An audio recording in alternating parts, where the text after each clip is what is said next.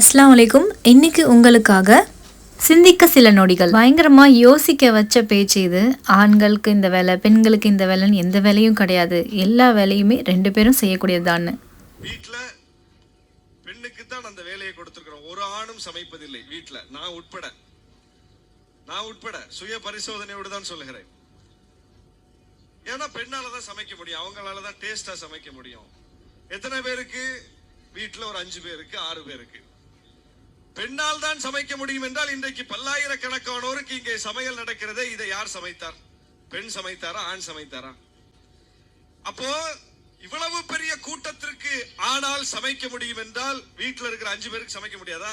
ஒரு நாள் ஆசையா செஞ்சு நல்லா இருக்குன்னு சொல்லிட்டு அப்புறம் தினமும் செய்ய சொல்லிடுவோம்ல, அதுக்கு தான். ஒரு பள்ளிக்கூடத்தையே ஆண் நடத்துகிறார். வீட்டுல 2 பிள்ளைய ஆண் பார்க்க மாட்டார், அது பெண் தான் பாப்பா. ஆனா 2000 பிள்ளைய வச்சு ஒரு ஸ்கூலை நடத்துறார் ஆண். அப்போ ஆணுக்குத்தான் இந்த வேலை, பெண்ணுக்குத்தான் இந்த வேலை என்று நாம் தான் நம்மள மைண்ட்ல செட் பண்ணிருக்கமே தவிர எல்லா வேலையும் எல்லாரும் பார்க்க முடியும் என்பதற்கு சமூகத்துல நம்ம பார்க்கிறோம். எனவே பெண்ணுக்கு அறிவு இருக்கிறது, அந்த அறிவு உள்ளே பதுங்கி கிடக்கிறது. அதை வெளியே கொண்டு வரணும்னா என்ன செய்யணும்? வாய்ப்பை உருவாக்கி கொடுக்கணும். வாய்ப்பு என்பது என்ன? கல்வி கட்டமைப்புகளை உருவாக்குவது. அன்னை கதீஜா அம்மையார் நபிகள் நாயகம் தூதுத்துவம் கிடைச்சிட்டு ஒரு ஆணை போய் சந்திக்கல, ஒரு ஆண் அவரை ஆற்றுப்படுத்தல. ஒரு பெண் அந்த இடத்தில் முக்கியமான பாத்திரம் வகிக்கிறார்.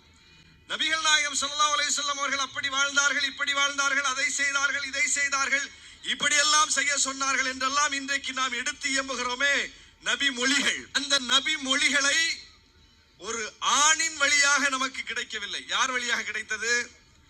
நபிகள் நாயகத்தினுடைய துணையாக வாழ்ந்து அவர்களுடைய ஒவ்வொரு அசைவையும் இந்த உலகத்திற்கு சொல்லுவதற்கான முதல் குரலாக அந்த இடத்தில் ஒரு ரோல், அந்த பாத்திரத்தை வகித்தவர் அன்னை ஆயிஷா ரலியல்லாஹு அவர்கள்.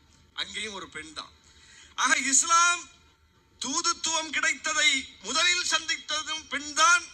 நபிகள் நாயகம் ஸல்லல்லாஹு அலைஹி வஸல்லம் வாழ்க்கையை உலகத்துக்கு சொல்லுவதற்கு முதல் குரலாக வெளிப்பட்டிருப்பவரும் பெண் தான். ஆக பெண்ணுக்கான பாத்திரம் என்பது இஸ்லாமிய வரலாற்றில் முக்கியமான ஒன்றாக இருக்கிறது. எவ்வளோ பேர் தப்பா புரிஞ்சு பேசிட்டு இருந்தாங்க. பெண்களுக்கு இஸ்லாத்துல அடிமைத்தனம்னு. இப்ப கேட்டிங்களா? ஆண் ஒன்றை செய்ய முடியும் என்றால் பெண்ணும் செய்ய முடியும். ஆணுக்கு ஒன்று பெண்ணுக்கு ஒன்று என்று எந்த வரையறையும் இல்லை. இது ஒரு பெண் சொல்லியிருந்தா யாருமே கேட்க மாட்டாங்க. ஒரு ஆண் சொல்றது தாங்க ஆச்சரியமானது. மிகப்பெரிய வலியை தாங்கக்கூடிய சக்தியெல்லாம் அல்லாஹ் பெண்களுக்கு கொடுத்துருக்கான். அந்த வலியை தாங்கிறதுக்கு ஆண்கள் துணையாக பெண்களுக்கு இருந்தாலே போதும். அல்ஹம்துலில்லாஹ்.